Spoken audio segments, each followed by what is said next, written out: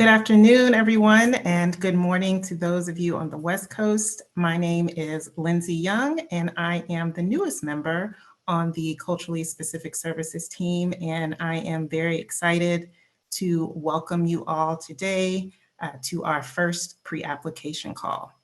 And again, you all are joining fiscal year 2024's grant to enhance culturally specific services for victims of domestic violence, dating violence, sexual assault, and stalking program, CSSP for short. Next slide. And before we get started, I would like to also introduce the rest of my team. We have Tanette Gassa, who will not be joining us today, but she is our grant management team lead. She supports this program as well as the Sexual Assault Services Culturally Specific Program and Transitional Housing Program. And so now I will turn it to Dr. Veronica Smith to introduce herself. Good afternoon, everyone, and again, welcome to the pre-application call. My name is Veronica Smith, and I am a member of the Culturally Specific Services Program team. I joined OVW in 2017, and prior to working on this program, worked with the Transitional Housing Program. So we are just excited about how much the program has grown and has changed just in the recent few years. And so again, we wish you all the best of luck with the application process. And I will now turn it over to Olivia. Hi, good morning and good afternoon. My name is Olivia Dawson, and I am a grant program specialist on the Culturally Specific Services program. I've been at the Office on Violence Against Women for a little bit over a year now. And prior to that, I was at a small federal agency also managing grants in Zimbabwe, Tanzania, and Uganda. And I am very excited to read through all of your applications. Next slide, please.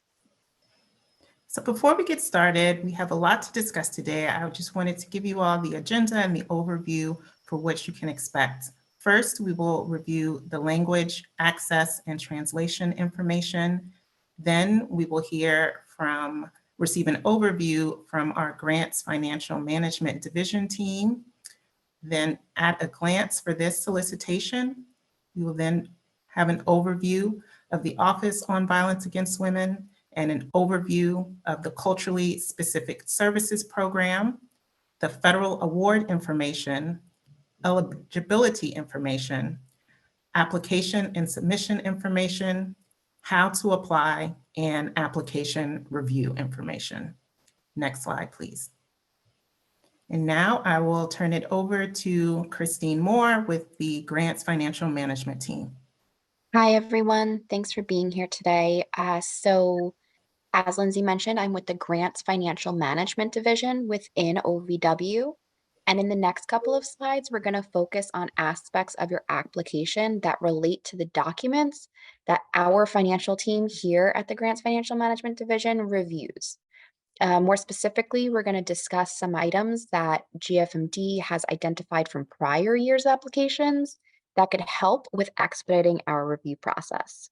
So for today, we're just going to highlight certain aspects of a pre-award risk assessment and provide you with a link to a detailed webinar on how to develop the budget that'll be included in your application. First, we'll highlight the items identified in the summary data sheet, which is completed by you all, the applicants. Specifically, there are 3 items that we're going to talk about, and they are the nonprofit requirement, the single audit response, and the IRS 3-step safe harbor procedure. So OVW requests that all applicants provide a statement as to whether they have expended $750,000 or more in federal funds during their last fiscal year. If they have, then you're going to indicate that and also specify the end date of what your fiscal year is, the last fiscal year. The Grants Financial Management Division is finding that applicants don't always include all of this information. So Again, we're plugging it here to just remind you to please ensure that this question is answered in its entirety on that summary data sheet, which is question number 3. The other item that we're going to highlight from the solicitation is specifically if you are a nonprofit organization and it relates to that IRS 3-step safe harbor procedure. So if you use the IRS 3-step safe harbor procedure to determine your executive's compensation, you are required to provide a disclosure letter. You're going to want to refer to the solicitation for further details, and there'll be a link to a sample letter. So note that there are 4 required parts to that disclosure letter, and that sample letter again provides the outline for all 4 of those parts. So please be sure to follow that example and provide a response to each of those 4 pieces. The next item that we'd like to discuss is the pre-award risk assessment questions, which are required. It helps GFMD during the pre-award risk assessment review for all applications. So each applicant must prepare a response to all 11 questions, and note that each question may have multiple parts to it. And again, we've noticed from prior years that applicants don't always answer the questions fully, which in turn requires GFMD to reach out to the applicants, which in turn can delay the funding decision. So some of the most common issues that we've encountered for that pre-award risk assessment have been, for example, question number 2, where the applicant indicates that they do indeed have internal policies, but they don't provide a brief list of topics covered in those policies and procedures. And again, that's an example of question 2 of what we find is incomplete. Another example for question number 3, some applicants fail to provide a brief summary of the organization's process for tracking expenditures, more specifically, whether or not it tracks budgeted versus actual expenditures. Again, those are just a few examples, but in general, please make sure to read each piece of each question and provide a full and comprehensive response. Next slide, please. So this next slide, we just want to quickly highlight some resources that are available to you as you are creating that budget for the application. Over the last couple of years, GFMD has developed a detailed webinar presentation on how to develop a budget and be submitted with OVW applications. This presentation addresses some of the challenges that you might face with your budgets and provides some insight on OVW's budget review process. And it can be found at the link on this slide. Next up, a great resource, Uniform Guidance, which can be found at 2 CFR 200. You can search that in any of one of your search engines. And then other resources include the DOJ Financial Guide and that solicitation itself, all great resources. And this last slide is going to have some information on how to contact us at GFMD directly. Next slide, please. Thank you. So this is our information.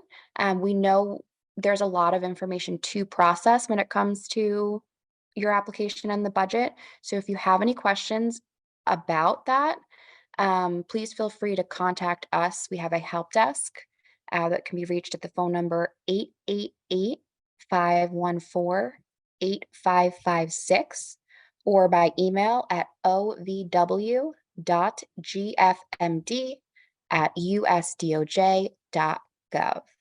And that wraps up the financial piece for today. So I'm going to go ahead and pass it back over to your program team.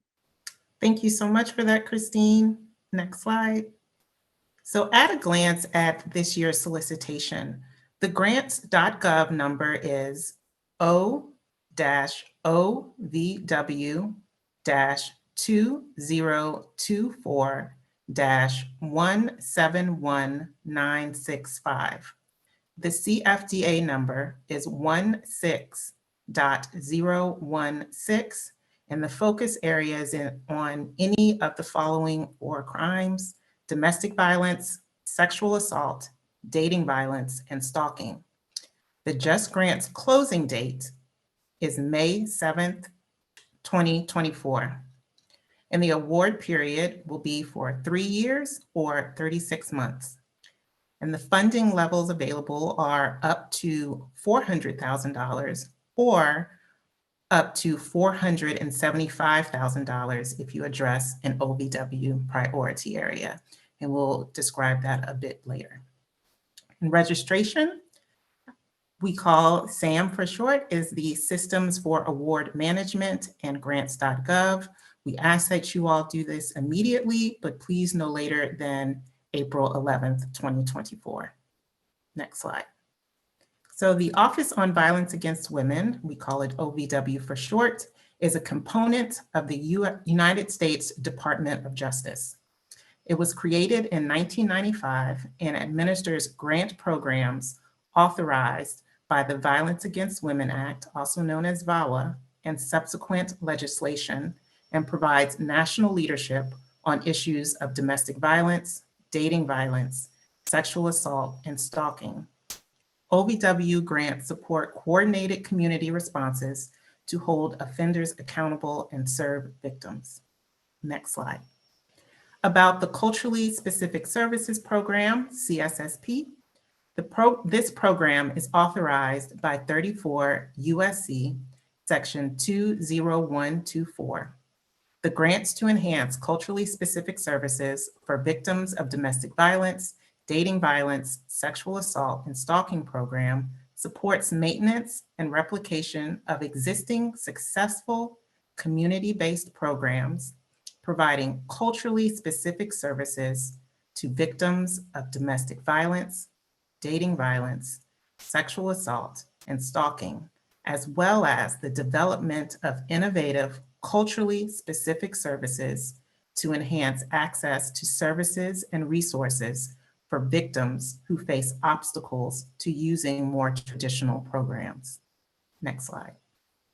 The definition of culturally specific services. Pursuant to 34 USC Section 12291A7, culturally specific services means community-based services that include culturally relevant and linguistically specific services and resources to culturally specific communities. Pursuant to 34 USC Section 12291A6, culturally specific means primarily directed towards racial and ethnic minority groups. Section 300U-6G defines racial and ethnic minority groups as American Indians, including Alaska Natives, Eskimos and Aleuts, Asian Americans, Native Hawaiians, and other Pacific Islanders, Blacks, and Hispanics. Next slide. The Culturally Specific Services Program has 8 purpose areas. For your application to be successful, you must address one or more of the following purpose areas. The first is working with states and local governments and social service agencies to develop and enhance effective strategies to provide culturally specific services to victims of domestic violence, dating violence, sexual assault, and stalking. Number 2, increasing communities' capacity to provide culturally specific resources and support for victims of domestic violence, dating violence, sexual assault, and stalking crimes and their families. Number 3, strengthening criminal justice interventions by providing training for law enforcement, prosecution, courts, probation, and correctional facilities on culturally specific responses to domestic violence, dating violence, sexual assault, and stalking. Number 4, enhancing traditional services to victims of domestic violence, dating violence, sexual assault, and stalking through the leadership of culturally specific programs offering services to victims of domestic violence, dating violence, sexual assault, and stalking. Next slide. Number 5, working in cooperation with the community to develop education and prevention strategies highlighting culturally specific issues and resources regarding victims of domestic violence, dating violence, sexual assault, and stalking. Number 6, providing culturally specific programs for children exposed to domestic violence, dating violence, sexual assault, and stalking. Number 7, providing culturally specific resources and services that address the safety, economic, housing, and workplace needs of victims of domestic violence, dating violence, sexual assault, or stalking, including emergency assistance. And lastly, number 8, examining the dynamics of culture and its impact on victimization and healing. I want to note here that if you wish to address purpose areas 6 or 8, you must do so in conjunction with one of the other programs one of the other program purpose areas. So I want to reiterate, if you address purpose area number 6, which is providing culturally specific programs for children exposed to domestic violence, dating violence, sexual assault, and stalking, or number 8, examining the dynamics of culture and its impact on victimization and healing, you must do so in conjunction with one of the other program purpose areas. Proposals focusing only on these 2 purpose areas will be removed from further consideration. Next slide, please. And if you would like additional resources, we encourage you please to visit our website, where you will find information where you can see how awards contribute to the achievement of program goals and objectives. You'll have OVW program information, program performance measures under the Measuring Effectiveness Initiative with VAWA Measuring Effectiveness Initiative webpage. And you can also see examples of other successful projects in OVW's most recent report to Congress on the effectiveness of the VAWA grant programs. Next slide. OVW priorities. In four-year 2024, OVW is interested in supporting the following priority areas. Applications proposing activities in the following areas will be given special consideration. Next slide. The first OVW priority area is advance equity and tribal sovereignty as essential components of ending sexual assault, domestic violence, dating violence, and stalking by improving outreach services, civil and criminal justice responses, prevention and support for survivors from historically marginalized and underserved communities, particularly those facing disproportionate rates or impacts of violence and multiple barriers to services, justice, and safety. To receive special consideration for addressing this priority, applicants must propose to address either or both Purpose Area 1 and/or Purpose Area 3 and demonstrate that the applicant will enter the required community partnerships. For information on how to document these partnerships, see the Letters of Commitment section in the solicitation. Next slide. The second OVW priority is to strengthen efforts to prevent and end sexual assault, including victim services and civil and criminal justice responses. To receive special consideration for addressing this priority, applicants must focus 50% or more of their grants-funded activities on non-intimate partner sexual assault. Applicants for this priority area may include an optional planning phase in their applications. For additional requirements regarding this priority area, please see the proposal narrative section of the solicitation. Next slide. And the last OVW priority area is number 3, expand economic justice and financial advocacy for survivors of sexual assault, domestic violence, dating violence, and stalking, including as a tool for violence prevention. To receive special consideration for addressing this priority, applicants must focus on improving the financial stability of victims and survivors, including through helping them access job training, post-secondary education, trade schools, skills building opportunities, and entrepreneurial prospects.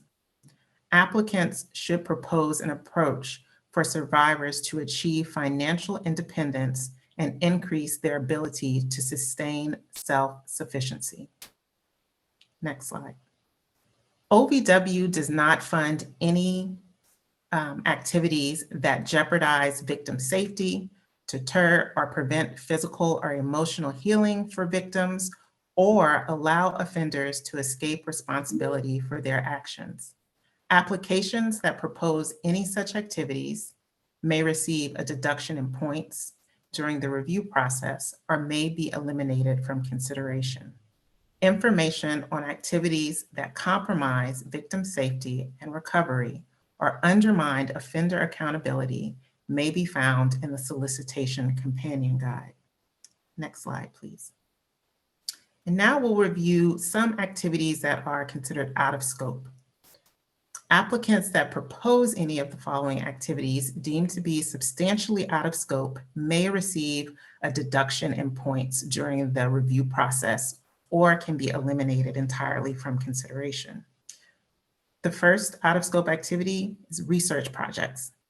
Funds under this program may not be used to conduct research. Surveys and focus groups, depending on their design and purpose, may constitute research and therefore be out of scope. However, assessments conducted for internal improvement purposes only may not be considered research. Secondly, family violence, and this is a common pitfall for many applicants. Under this program, grant funds may not be used to directly address child abuse or other family violence issues such as violence perpetrated by a child against a parent, parent against a child, or violence perpetrated by a sibling against another sibling. Next slide, please. Services for children. Services can only be offered to children under age 11 who have been exposed to domestic violence, dating violence, sexual assault, or stalking if those services are provided in conjunction with serving the child's parent or guardian, and legal services. Grant funds may not be used for criminal defense of victims charged with crimes. Representation in tort cases is also not permitted using grant funds. However, representation in post-conviction relief proceedings with respect to conviction of a victim relating to or arising from domestic violence, dating violence, sexual assault, stalking, or sex trafficking is permissible. Comprehensive legal services may not be more than 10% of the project's overall budget. Next slide, please. Now we will talk about the federal award information. Next slide. So the awards amounts and duration. We anticipate offering 50 awards this year with a start date for these awards beginning on October 1st of 2024. We anticipate being able to award $22,500,000 in awards, with the anticipated maximum dollar amount for awards between $400,000 to $475,000. And as we've mentioned earlier, the period of performance will be 36 months or 3 years. Next slide, please. And now we will address the various funding levels. If you are addressing one or more of the 8 CSSP purpose areas, you are eligible for up to $400,000 in funding. If you address one or more of the 8 CSSP purpose areas and OVW priority area number 1, which is advance racial equity as an essential component of ending sexual assault, domestic violence, dating violence, and stalking, you are eligible for up to $450,000.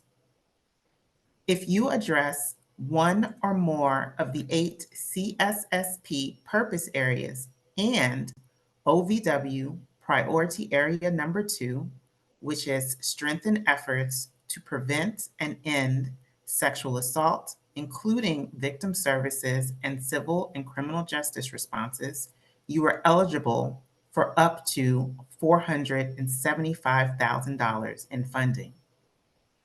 If you address one or more of the 8 CSSP purpose areas and priority area number 3, which is expand economic justice and financial advocacy for survivors of sexual assault, domestic violence, dating violence, and stalking, including as a tool for violence prevention, you are eligible for up to $450,000 in funding.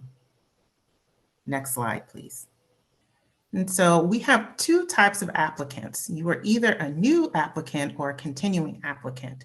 To be defined as a new applicant, those will be applicants that have never received funding under this program or whose previous funding under this program expired on or before April 30th, 2023. Continuing applicants are those that have an existing or recently closed award under this program. Recently closed will be any applicant where their award was closed after April 30th, 2023. And I just want to remind everyone that continuation of funding is not guaranteed. So just because you've received funding before does not mean that you will necessarily receive funding moving forward. Next slide, please. Now we will review the federal award information and types of applications. Recipients of a 4-year 2023 award under this program are not eligible to apply as the lead applicant or as a partner or subrecipient on an 4-year 2024 proposal. Likewise, an organization that is a partner or subrecipient on a 4-year 2023 award is not eligible to apply as the lead applicant or as a partner / subrecipient on a 4-year 2024 proposal. And I'd like to note here that current grantees with a substantial amount of unobligated funds remaining, and we define that as if you have 50% or more of the previous award as of March 31st, 2024, without having an adequate justification, you may not be considered for funding, or you may receive a reduced award amount if selected for funding in 4-year 2024. Next slide, please. And here are some of the mandatory program requirements under if you were to receive funding. OVW sponsored training and technical assistance. Also, collection of and reporting on performance indicators, forms, instructions, training, and related tools for each OVW program are available on the VAWA Measuring Effectiveness Initiative webpage. And OVW may conduct a program assessment or evaluation necessitating grant involvement. Therefore, recipients may be expected to dedicate some OVW-funded time and resources to participating in an assessment or evaluation. Next slide, please. And now I will turn it to my colleague, Dr. Veronica Smith. Thank you, Lindsay. Let's talk about the eligibility information. You can go to the next slide. Who is eligible to apply? First, private, nonprofit, tribal organizations for which the primary purpose of the organization is to provide culturally specific services to American Indians, including Alaska Natives, Eskimos and Aleuts, Asian Americans, Native Hawaiians, and other Pacific Islanders, Blacks, or Hispanics in the United States or the U.S. territories. Native American tribal organizations other than federally recognized tribal governments are also eligible. And we do get a lot of questions as to whether Native American governmental organizations are eligible. And again, we want to emphasize that they are not. Only the nonprofit Native American tribal organizations. Also eligible to apply under these grant award funds are nonprofits having a 501c3 status with the IRS other than institutions of higher education. Nonprofits that do not have a 501c3 status with the IRS other than institutions of higher education are also eligible to apply for CSSP funds. Next slide. Continuing in our eligibility information, we have provided some examples to help to clarify a little more about those organizations that are eligible. The items listed below are examples of culturally specific programs that are eligible to apply, but please know that this list is not exhaustive. For additional information, please see the required partnerships section of the solicitation. So the first example is a faith-based organization or church providing culturally specific services focused on the needs of the Black community. The second example is a culturally specific community resource center focused on the needs of the Hispanic community. The next example is a culturally specific health center focused on the needs of the Native Hawaiian community. Next slide. Additionally, a culturally specific organization that provides services focused on the needs of Black, trans women and girls who have experienced domestic violence, dating violence, sexual assault, or stalking is also an example of an eligible organization. Next, an urban Indian organization that provides culturally specific services for American Indians and Native Alaskans who do not reside on or near tribal lands. And the final example is a culturally specific organization that provides services focused on the needs of Black, trans women and girls who have experienced domestic violence, dating violence, sexual assault, and/or stalking. And we want to emphasize again that this list is not exhaustive. And if you have any questions about eligibility, please do not hesitate to contact OVW. Next slide. Additional requirements. 1, the organization must have a board of directors or steering committee and staffing, which is reflective of the culturally specific community it serves. Next, the organization must have demonstrated expertise in serving victims of sexual assault, domestic violence, dating violence, and stalking, or have entered into a formal partnership with an organization having such experience. Please note, if the culturally specific program is one division within a larger organization with other areas of substantive work, for example, a division within a domestic violence organization focusing on Black, Hispanic, Latina victims, the organization is not eligible. For more information, see the eligibility information section of the solicitation. Next slide.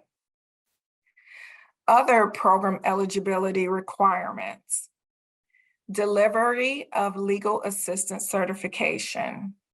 Pursuant to 34 USC section 12291B12, to be eligible for an award, any recipient or subrecipient providing legal assistance with funds awarded under this program must certify in writing that you meet the requirements outlined on page 12 in the fiscal year 2024 CSSP solicitation.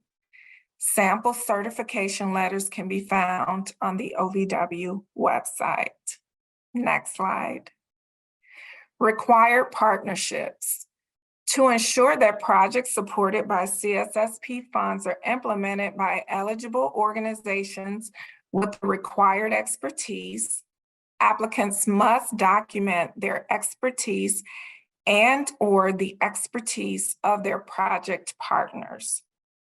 Applicants must submit either a memorandum of exemption or MOE or a memorandum of understanding, an MOU. For information on the required contents of the MOE, the memorandum of exemption, or the MOU, the memorandum of understanding, see those sections and other supportive documents section of the solicitation. Next slide. There are some required partnerships that also constitute the eligibility for applicants under the CSSP award program. All applicants must meet one of the following categories as it relates to partnership requirements. For Category 1 applicants, the applicant is a culturally specific organization and has a minimum of 3 years of demonstrated history of providing services to victims of domestic violence, dating violence, sexual assault, and stalking for a minimum of 3 years. The applicant must submit an MOE, which is a memorandum of exemption. For those applicants, partnership is not required. Next slide. Category 2 applicants. These are defined as applicants that are a culturally specific organization with 3 years demonstrated history of providing services to victims of domestic violence, dating violence, sexual assault, and stalking, and will be partnering with another culturally specific organization that also has 3 years of demonstrated history of providing these services. An MOU or memorandum of understanding is required for those in Category 2. There is no cap on the partner compensation. Next slide. Category 3. The applicant is a culturally specific organization with less than 3 years of demonstrated history of providing services to victims of domestic violence, dating violence, sexual assault, and stalking.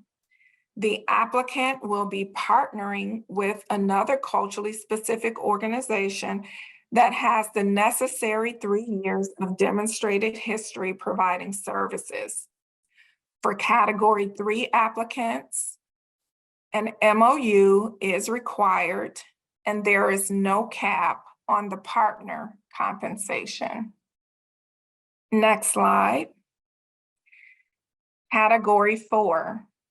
The applicant is a culturally specific organization with less than 3 years of demonstrated history of providing services to victims of domestic violence, dating violence, sexual assault, and stalking, and will be partnering with a victim service provider that has the 3 years of demonstrated history, but is not a culturally specific organization and therefore is not eligible to apply independently under the Culturally Specific Services Program. For those in Category 4, an MOU or memorandum of understanding is required. Partner compensation is limited to $30,000 for the 3-year award period. Next slide. There is a limit on the number of applications. OVW will consider only one application per organization for the same service area. In addition, if an applicant submits multiple versions of the same application, OVW will review only the most recent system validated version submitted before the deadline. Next slide. And now I will turn it over to Olivia to discuss the application and submission information. Hello. So we're going to go over the application and submission information. Next slide, please. So submission information, address to request application package. The complete application package, this solicitation, including links to required forms, is available on grants.gov and on the OVW website. Applicants wishing to request a paper copy of these materials should contact 202-307-6026 or ovw.cultural@usdoj.gov. Next slide, please. Submission information, letter of intent. Applicants are strongly encouraged to submit a non-binding letter of intent to ovw.cultural@usdoj.gov by April 11th, 2024. Interested applicants who do not submit a letter of intent are still eligible to apply. For more information, see the application and submission information section of the solicitation. Next slide, please. Formatting and technical requirements. Number 1, please have your application be double spaced. Charts may be single spaced. Please use 8 by 11 inch pages, 1 inch margins, Arial font, type no smaller than 11 point except for footnotes, which may be in 9-point font. Please use page numbers, no more than 20 pages for the proposal narrative. Word documents in the following formats: Microsoft Office Word, .doc, PDF files, .pdf, or text documents, .txt will be accepted. Headings and subheadings that correspond to the sections identified in this section of the solicitation are encouraged. Next slide, please. Application contents. OVW will not contact applicants for missing items on the list below. Applicants that do not include all the following documents will be considered substantially incomplete and will not be considered for funding. Proposal narrative, budget detail worksheet and narrative, memorandum of understanding, MOU or MOE, memorandum of exemption. Please make sure that those items are signed and currently dated on or after April 1st, 2024. And lastly, letter of commitment or LOC, if applicable. Please make sure that it is signed and currently dated on or after April 1st, 2024. Proposal abstract. The proposal abstract must provide a short summary, no more than 2 pages double-spaced, of the proposed project. Include names of the applicant and partners, project title, purpose of the project, including goal and intended outcome, primary activities for which funds are requested, who will benefit, including geographic area to be served, products and deliverables, and how the grant will measure progress in completing project goals and objectives. The proposal abstract, which is to be entered into a text box in JustGrants, will not be scored, but it is used throughout the review process. Next slide, please. Data requested with application.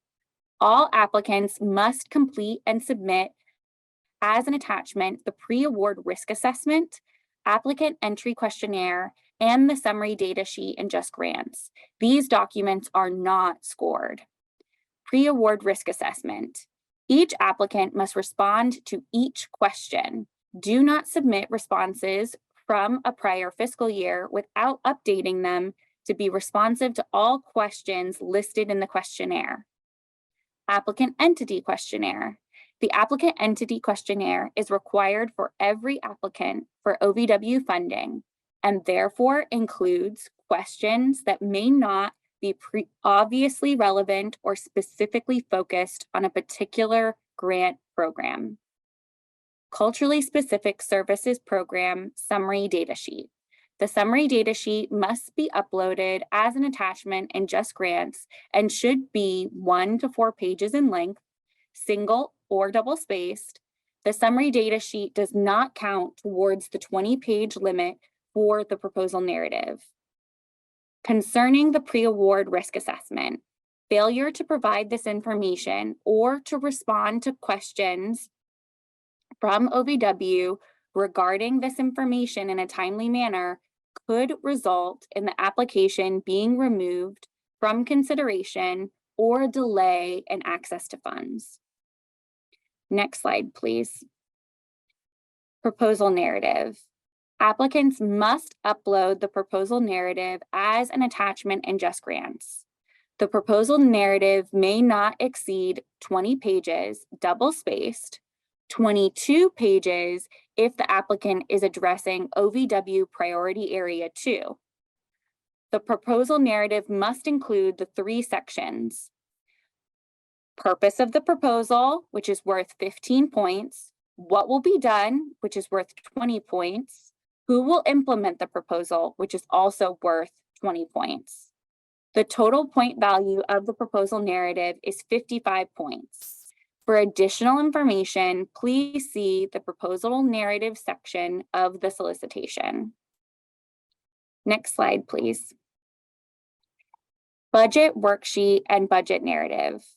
All applicants must submit these items as an attachment in JustGrants. Present a clear link between the specific project activities and the proposed budget items. Fairly and reasonably compensate all project partners for their full level of effort, unless otherwise stated in the MOU or LOC. Include sufficient funds to provide language access or describe other resources available to the applicant to ensure meaningful access for persons with limited English proficiency. Include sufficient funds to provide access for people with disabilities or who are deaf or hard of hearing, or describe other resources available to the applicant to ensure meaningful access for such people. Next slide, please. Budget worksheet and budget narrative. Applicants must submit these items as an attachment in JustGrants. Please include funds to attend OVW-sponsored TTA, so technical training and assistance, in the amount of $15,000 for applicants located in the 48 contiguous states and $20,000 for applicants located in the territories, Hawaii, and Alaska. Follow the maximum allowable amounts and purposes for category IV, MOU, partners as outlined in the other program eligibility requirements section. Distinguish clearly between subawards and contracts in allocating any grant funds to other entities. The budget worksheet and budget narrative are worth a total of 25 points. For additional information, please see the budget worksheet and budget narrative section of the solicitation. Next slide, please. Unallowable costs. The costs associated with the activities listed below are unallowable and must not be included in the applicant's budgets. Lobbying, fundraising, purchase of real property, physical modifications to buildings, including minor renovations such as painting or carpeting, and construction. Next slide, please. Food and beverage costs for refreshments and meals. Generally, food and beverage costs are not allowable. Recipients must receive prior approval to use grant funds to provide a working meal and/or refreshments at a meeting, conference, training, or other event. Next slide, please. Letter of commitment.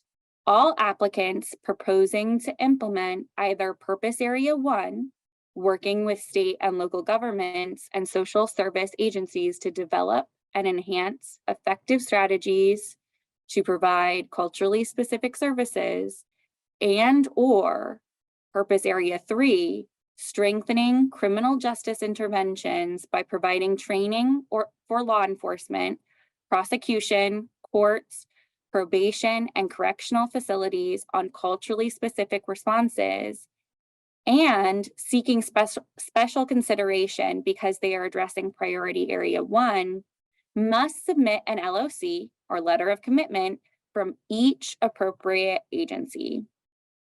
Each LOC must be signed and currently dated by the authorized representative of the appropriate state or local government, social services, or law enforcement agency during the development of the application. Next slide, please. Memorandum of Understanding, or MOU, and Memorandum of Exemption, MOE. Applicants must upload the MOU or MOE as an attachment in JustGrants. The MOU is a document containing the terms of the partnership and the roles and responsibilities between two or more parties. The MOU must be a single document and must be currently signed and dated by the authorized representative of each proposed partner organization during the development of the application. Please note that it is a regular pitfall for applicants to not sign or date the MOU and MOE. Category 1 applicants must submit an MOE in place of the MOU. The MOE must be signed and currently dated by the authorized representative of the applicant during the development of the application. The total point value for the MOU and MOE is 20 points. MOUs and MOEs missing signatures may result in a point deduction or removal from consideration. Next slide, please. How to apply. Next slide. Dates and time. All applications must be submitted electronically first in grants.gov. So this will be the forms SF424 and SFLLL, and then in JustGrants. Applicants that are unable to submit electronically must follow the instructions under OVW policy on late submissions. Please note that applicants must make every effort to submit their application in grants.gov and JustGrants. The grants.gov deadline is 6 days before the JustGrants application deadline. If an applicant must submit their application via email due to a technical difficulty, they must do so by the JustGrants application deadline, but no earlier than 4 hours prior to the JustGrants application deadline. Please see submission dates and time on pages 26 of the FY 2024 solicitation for a list of steps for registering with all required systems and deadlines for completing each step. Next slide. OVW will not accept applications after the JustGrants deadline, except for severe inclement weather or natural or man-made disaster. For more information, see the OVW policy on late submission request due to severe inclement weather or natural or man-made disaster section of the solicitation. Next slide. Registration.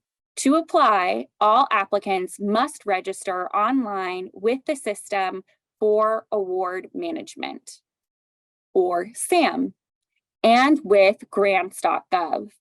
To ensure sufficient time to complete the registration process, applicants must register online with SAM and with grants.gov immediately, but no later than April 11th. Please note that immediately is in all capitals on this slide. Please do this action as soon as possible if you would like to apply. Next slide, please. 2 steps. Applications for this program will be submitted through a 2-step process. 1, submission of the SF424 and SF-LLL in grants.gov, and number 2, submission of the full application, including attachments in the Justice Grant System, or Just Grants. Please submit the SF424 and SF-LLL as early as possible, but no later than 24 to 48 hours before the grants.gov deadline. Tip: Just Grants functions better when using a PC computer with a Chrome or Edge web browser. Next slide, please. Issues with SAM, grants.gov, or Just Grants registration. Register and or confirm existing registration at least 3 weeks prior to the application deadline to ensure that the individual who will be submitting the application has SAM, grants.gov, and Just Grants access, and is the person registered to submit on behalf of the applicant. Maintain documentation of when your registration began, any issues related to the registration, and all communication with technical support.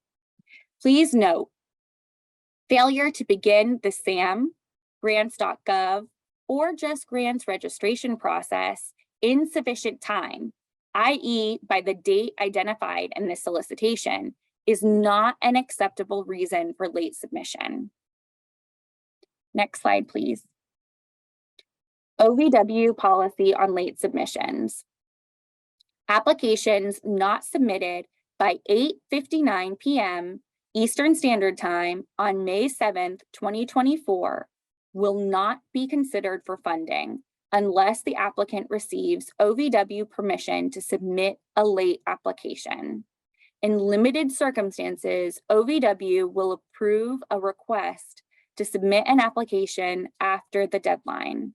Approval of a late submission request is not an indication of the application's final disposition. Applications approved for late submission are still subject to the review process and criteria described in the solicitation. Next slide, please. Application review information. Next slide. So, this is our review criteria. You'll note that the proposal narrative is 55 points. The purpose of the proposal is 15 points. What will be done is 20 points. Who will implement the proposal is 20 points. Budget worksheet and budget narrative is 25 points. And the MOU/MOE is 20 points. Whomever does the financial reporting on your team needs to ensure that the SF-269s are submitted timely, as delinquent reports put a freeze on funding.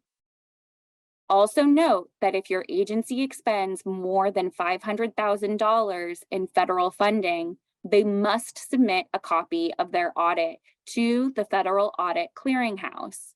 All of this information is included in the OC Financial Guide. Next slide, please. Review and selection process. OVW will subject all eligible, complete, and timely applications to a peer review process that is based on the criteria outlined in this solicitation. OVW may use internal reviewers, external reviewers, or a combination of both. Next slide, please. Review and selection process. Programmatic review. All applications that are considered for funding will be subject to a programmatic review. The programmatic review consists of assessing the application for compliance with the program's scope, activities that compromise victim safety, and, if applicable, past performance and priority area review. OVW reserves the right to deduct points from applications for the following reasons. 1, activities that compromise victim safety and recovery and undermine offender accountability, we will deduct up to 25 points. Out of scope and unallowable activities, we will deduct up to 25 points. 3, past performance of the applicant, we will deduct up to 25 points. And number 4, formatting and technical requirements, we will deduct up to 5 points. Next slide, please. Review and selection process concerning past performance. As a part of the programmatic review process, applicants with current or recently closed OVW awards will be reviewed for past performance and risk. An applicant with considerable past performance issues may receive a reduction in points as described, or be removed from consideration entirely, regardless of the application's peer review score. For more information, see the past performance review section criteria in the solicitation. Next slide, please. OVW anticipates notifying applicants of funding decisions by October 1st, 2024. Next slide, please. Federal Award Administration information. Next slide, please. Federal award information, federal awarding agency contacts. Here you'll find the contacts for programmatic questions, and you can contact this program at 202-307-6026 or ovw.cultural@usdoj.gov. For financial questions, please contact 888-514-8556 or ovw.gfmd@usdoj.gov. Next slide, please. For technical assistance with grants.gov, please contact grants.gov applicant support at 800-518-4726 or support@grants.gov. For technical assistance with Just Grants, contact OVW Just Grants Support at 866-655-4482 or ovw.justgrantsupport@usdoj.gov. Next slide, please. Application checklist. OVW may contact applicants for missing items, and OVW will not redirect documents that are inadvertently submitted with the wrong application. Next slide, please. So now that our presentation is over, we'll start addressing questions in the chat. I'm going to hand it over to my colleague, Lindsay, and my other colleague, Veronica, to handle questions. Thank you, Olivia, and thank you to everyone for listening to our presentation today. We've got a lot of great questions in the Q&A box. We will start answering those now, but if you do have a question and you have not put it in the Q&A box, now is the time. Our first question is, if a current grantee needs to provide an explanation for for spending status on a current grant, where in the application should the justification be provided? Yes, that justification can be provided in the budget section. You can just make a note that you are a current grantee and then explain whatever situation there is regarding an excessive amounts of funds remaining in the budget. In addition to that, you can also contact your current grant program specialist to discuss that as well in terms of whether they too will require you to submit something via email to explain the excessive funds. Thank you, Veronica. And the next question is, can you serve minors who are victims of dating violence directly, ages 16 to 18 in this grant? Yes, the age for the CSSP program is 11 and older. We do have a lot of programs that come in under that prevention purpose area. And so they are able to provide preventative services to younger individuals. But again, as long as they are 11 and older, yes, they can be the primary client under your program. The next question, and I can answer this, is the RFP states that there are 4 priority areas, only 3 were addressed. Yes.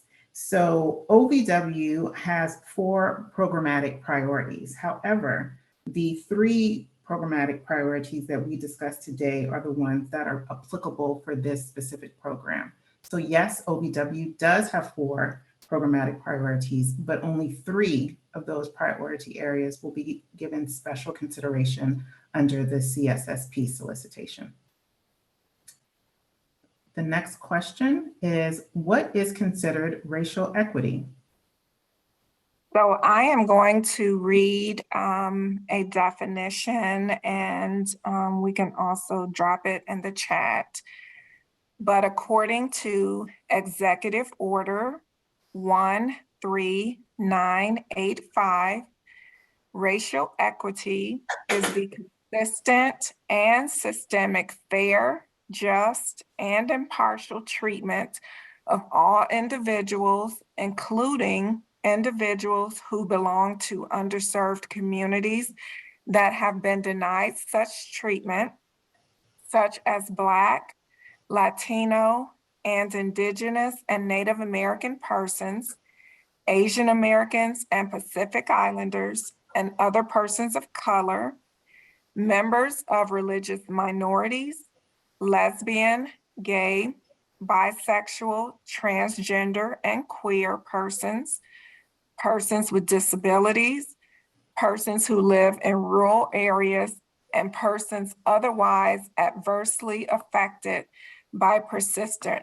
poverty or inequality. And as I said, I know that is a long definition, so we can drop it in the chat. I just wanted to read it for the purposes of the recording.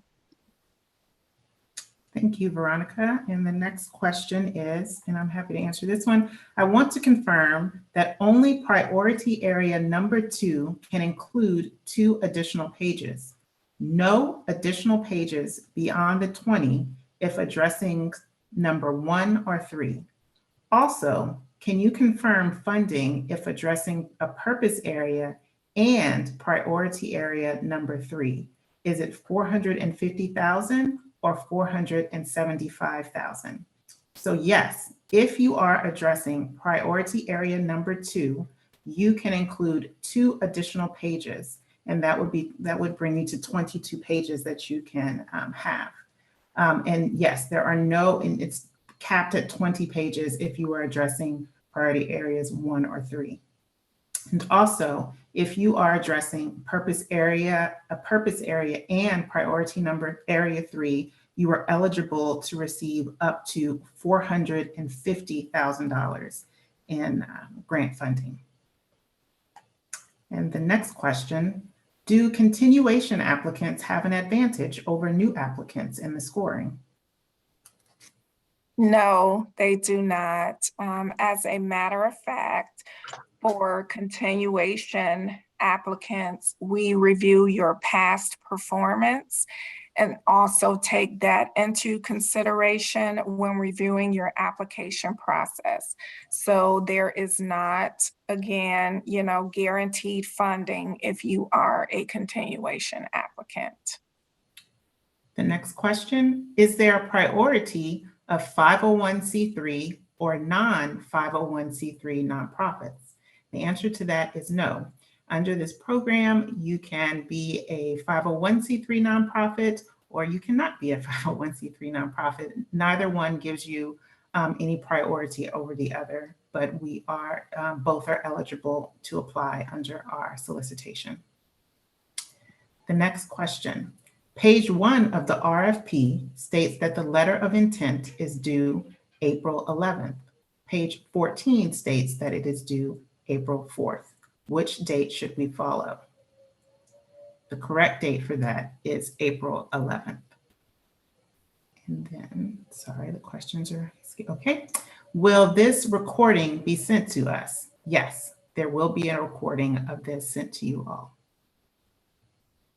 The next question. Our organization is in the renewal process for SAM.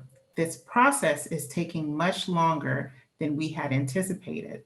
Are we able to register for this grant application during the renewal process? So as long as you meet those deadlines in the solicitation in terms of starting your grants.gov and sam.gov registration, and remember to keep a documentation that you have started those processes by those deadlines, you are able to submit to that ovw.cultural email address. But just be reminded, as we stressed in the slides, that in order for you to submit your application through email, you must refer to OVW's late policy, which is in the solicitation. And we want to just make sure that folks understand, because we had quite a few applications submitted through email last year that were not able to be accepted as late because applicants did not start that grants.gov and that sam.gov registration processes in enough time before those deadlines in the solicitation.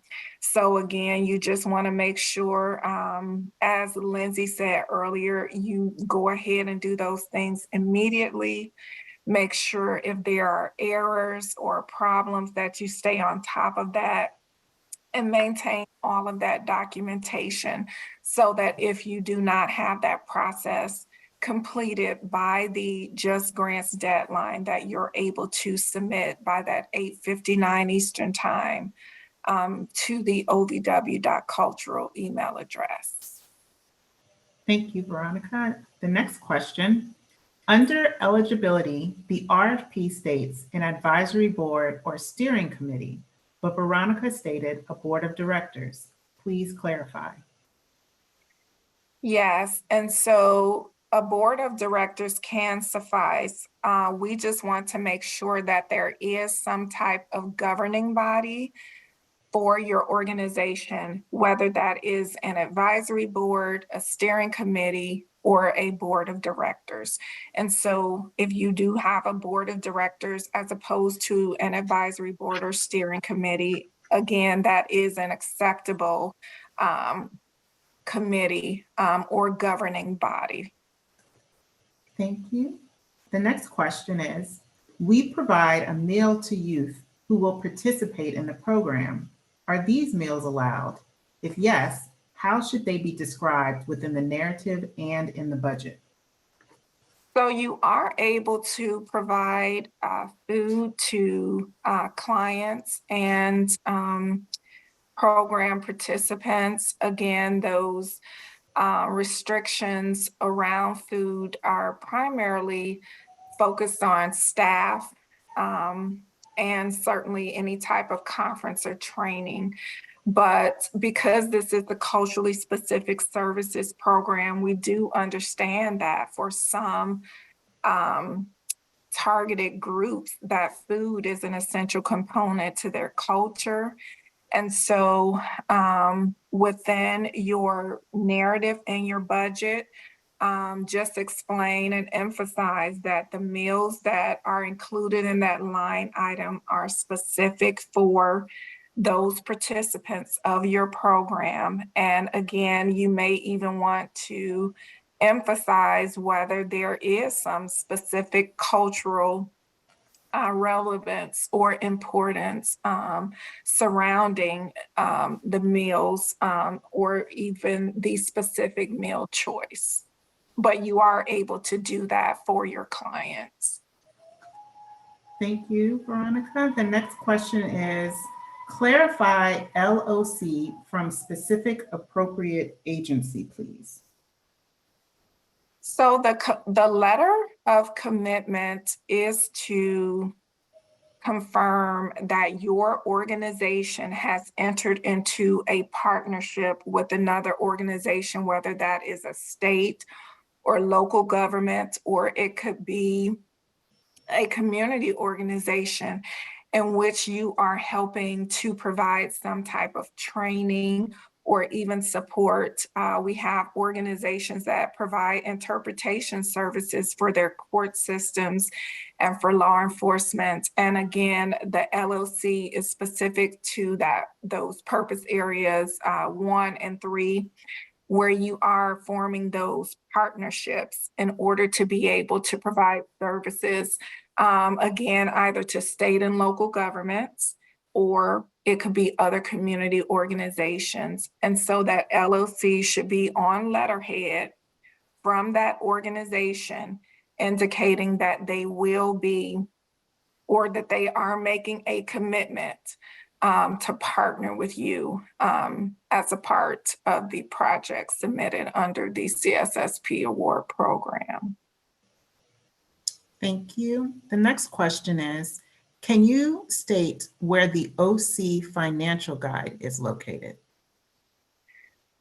So the OC financial guide is located on the OVW website. When you go under the funding tab on our website, there are resources and other useful information for applicants. So those things are on the OVW website, the financial guide. The next question is, can you please provide the MOU/MOE link or application? Here, Lindsay, I'll hop in. The sample MOU/MOE link is in the solicitation. It'll be hyperlinked within the body of the solicitation. And I can pull it up here if you want to continue asking questions. Sure. The next question is, LOC, letter of commitment, where is this located, and can you provide the link? So yep, let me pull up the hyperlinks from the solicitation and we can send it in the chat at this moment. Thank you. The next question is, what is expected to demonstrate a history of providing services to the victims of sexual assault? So that would be described in the MOE or the Memorandum of Exemption. And the solicitation contains the specific information that needs to be included both in that MOE as well as in that MOU. And so please refer to that solicitation to make sure that you are answering those questions, because it'll have you to pretty much document, how many years have you been providing services? What are those specific services that you have provided? You can also identify the qualifications of your staff members, including how many years they have been providing those services.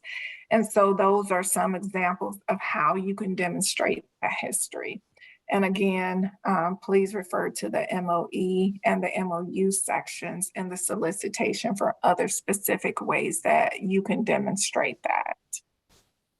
The next question is, what is recommended to demonstrate service for each purpose area? So for the purpose areas, you basically select at least one that you will focus on with the implementation of your project.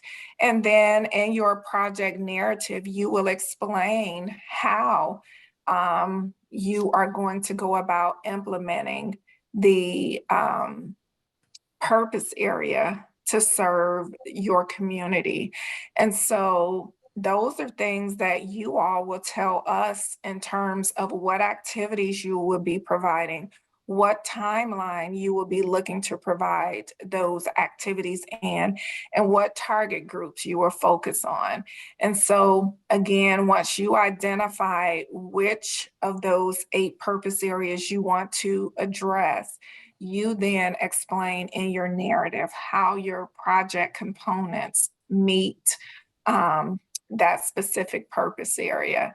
And again, remember, if you all have questions about those things, you can reach out to us with that OVW at that OVW.cultural email address, because we know sometimes it can be a little confusing to even figure out which ones you may fit into. And so those are questions that we can answer for you. Thank you. The next question is, you addressed children. Can you address children under 11 years if it involves aggravated sexual assault services? So to clarify with that, services can only be offered to children under the age of 11 who have been exposed to domestic violence, date violence, sexual assault, or stalking if those services are provided in conjunction with serving the child's parent or guardian. The next question is there a page limit on the MOU attachments? For example, an extensive resume or curriculum vitae? No, there is no page limit. I just want to reiterate what my colleagues stated during the actual presentation, is that common pitfalls with those MOUs are people not signing and having current dates on those documents. So while there is no page limit, please ensure that those documents are signed and have a current date, because they are legal documents. Another pitfall with regard to the resume and curriculum vitae is that people will put in their narrative to see attached resume. So, a resume doesn't necessarily tell us what they will be doing under your program or project. So you just want to make sure that you are explaining those things in the who will implement section, as opposed to simply putting see resume or see curriculum vitae. The next questions are, where can we find the allowable expenses for the grant? And where can we find an MOE sample? So because there are so many allowable expenses, we only identify those that are not allowable. So there is no list, necessarily of what is allowable. If you have a question, please reach out to us at that OVW.cultural. But make sure that you are referencing the solicitation for those expenses that are unallowable. But again, because there are a lot more things that are allowable, we don't have a list of those. And there was a question about an MOE. I believe Olivia was posting some links. Again, that solicitation is, your manual for this application process. So please make sure that you are consulting the solicitation, because there are links in it to help you to find those resources and those samples. Yes, Veronica, I supplied both the link to the MOU MOE page and the link to the letter of commitment page embedded in the answered questions, as well as you can find this hyperlinked in each one of those sections in the solicitation. Thank you, Olivia. The next question is, are you able to combine purpose areas with a priority area, i.e. racial equity and priority with purpose areas 5, 6, and 8? So yes, to be eligible for your application to be considered, you must address one of the 8 purpose areas. You will receive special consideration if you, in addition to one of those 8 purpose areas, you also address one of the OVW priority areas. And I also just want to note with this, as we mentioned before, if you wish to address purpose areas 6 or 8, you must do so in conjunction with one of the other program purpose areas. Proposals focusing on only those 2 will be removed from consideration. But yes, as long as you are addressing one of the purpose areas, one or more of those purpose areas, then you can combine it with one of the priority areas. So again, you must address the purpose areas, but you do not have to address the OVW priority areas. But if you do, you will be given special consideration. The next question, can a fiscal sponsor organization apply as the lead organization?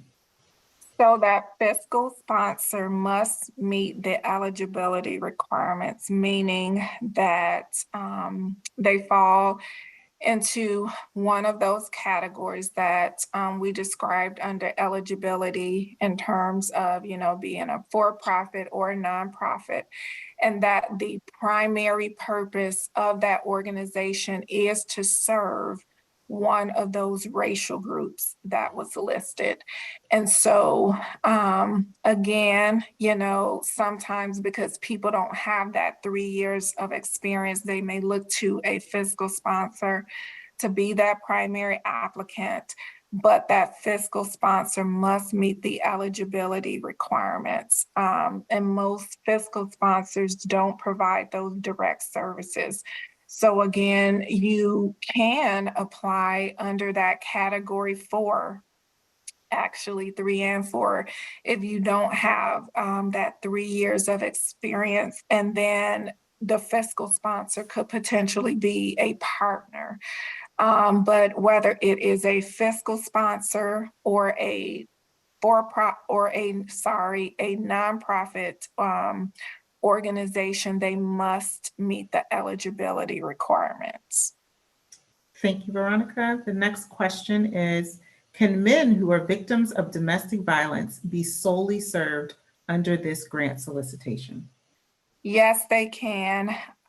This, of course, is the Office on Violence Against Women, but this is federal funding. And so we do not discriminate. We recognize that men are also victims in addition to women.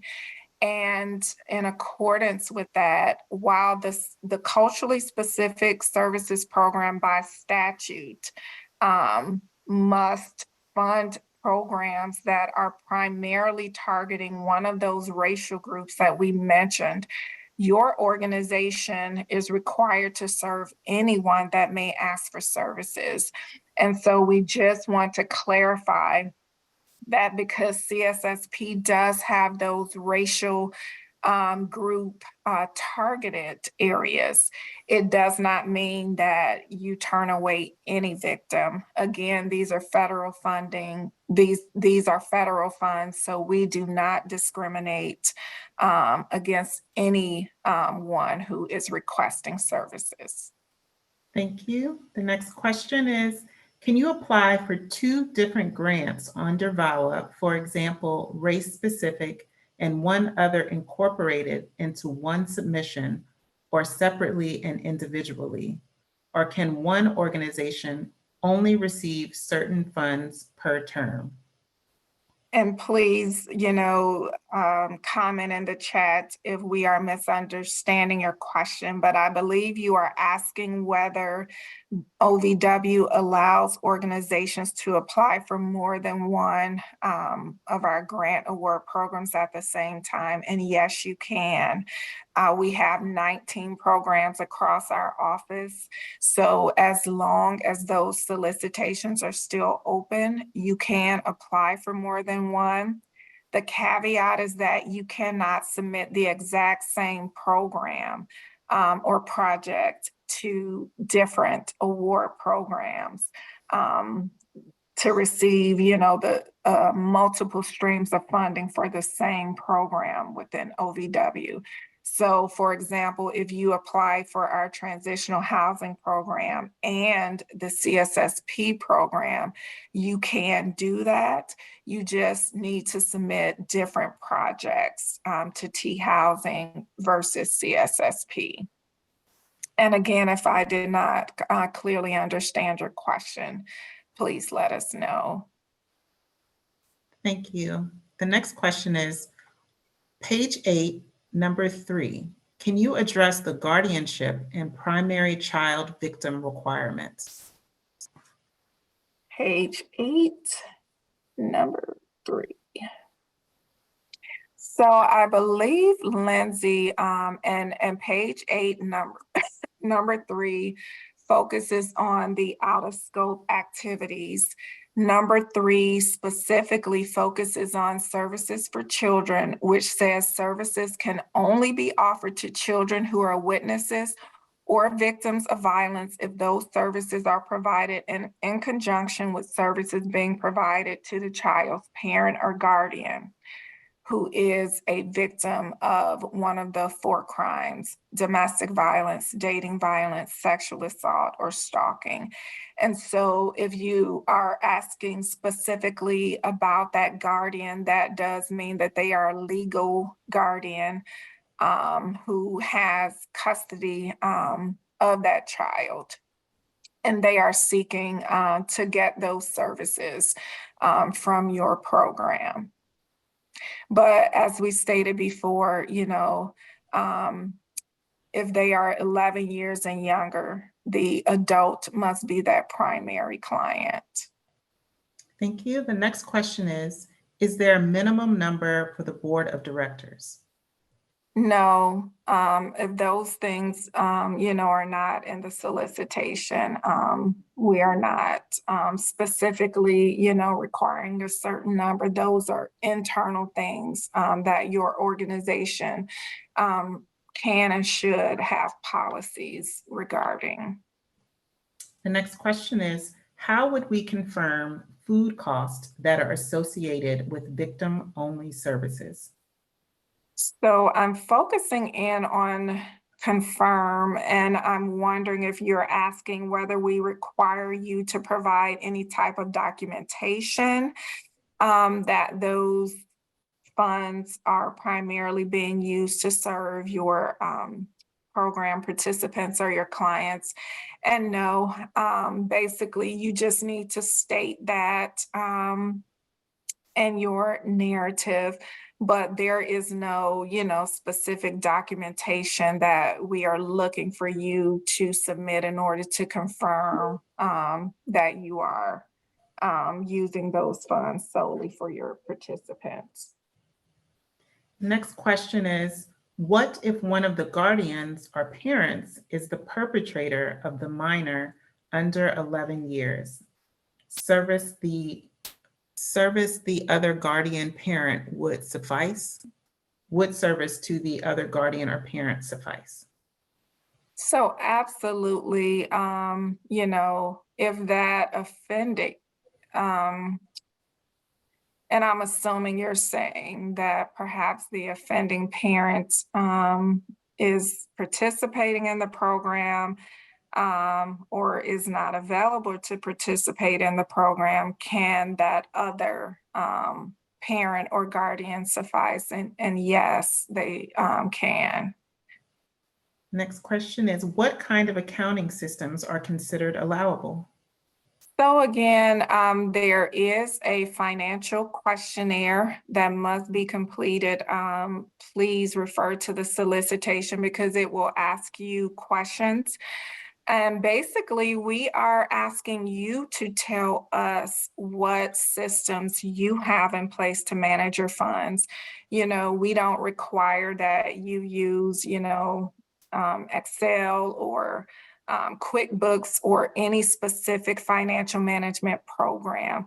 We do require that you do have some system in place to ensure that you are appropriately managing these federal funds. But those are things that you tell us. We don't have, specific requirements in terms of what those systems are. Thank you. And then the last question that we have here is, it says, Olivia, the link, they're requesting the link for the letter of commitment. It seems as if we have attached the letter of intent and they're asking if we can also provide a link for the letter of commitment. Yeah, I'm looking for it right now. Just give me a moment. Thank you. And as we do that, that is our last question, but we will also pause for a moment just in case anyone has any questions that they'd like to ask that they have not been able to put into the question and answer chat box. And also, thank you everyone for your patience. We actually do not have a sample letter of commitment in the solicitation currently, but we hope to upload a sample application that you all can reference. We hope to have that uploaded to the website soon, so please continue to look for that. And I hope that that will also help you to see a sample application and budget as to guide you through how you draft your application. And I actually see two more questions that just popped up. One is, will we be allowed to modify the budget later if we need to make some changes? 100%. So you're going to submit an initial budget, and then, if your application is funded, so if you receive the award, you will then go through a budget approval process. And at that point, you can make changes. If there are no changes at that point, you can then submit a grant award modification at any time during the grant period to change your budget. Thank you, Olivia. And then our last question says, the RFP states all application documents must follow formatting rules. Does this apply to the letter of commitment and letter of intent, etc.? So concerning the letter of intent or LOI, I would use the template, the formatting template that's hyperlinked in the solicitation, as well as the one that is provided in the chat. But again, letter of a commitment isn't mandatory. It isn't necessary to submit for your application to be accepted. It's only encouraged. Thank you, Olivia. And one last question is, can we serve more than one racial group? And the answer is yes. Whatever population that you are serving in your communities, the culture, and you are doing so in a culturally specific way, then yes, you are able to serve more than one racial group. And I just want to clarify one thing Olivia said. Yes, the letter of intent is optional and you do not have to submit that. And the letter of commitment is required only if applicable to what the solicitation says. So you may have to submit the letter of commitment, but the letter of intent is optional. And I think that is the last question that I see. So again, thank you all for joining us today and good luck. And we look forward to reading all of your applications. Thank you.